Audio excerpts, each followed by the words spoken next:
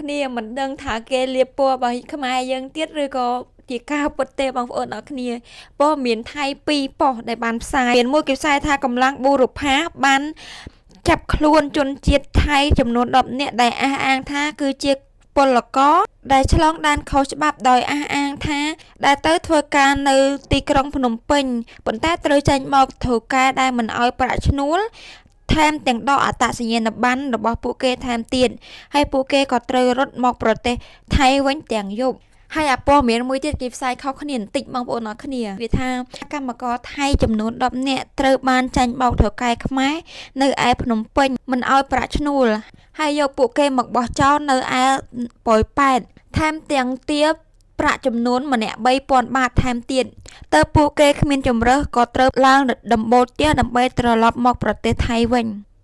ទោះជាដែនប៉ោយប៉ែតនិងថៃជិតគ្នាយ៉ាងម៉េចក៏ដោយមិនដល់ថ្នាក់ផ្លោះដំបូលផ្ទះហើយដល់ថៃហ្មងទេបងប្អូន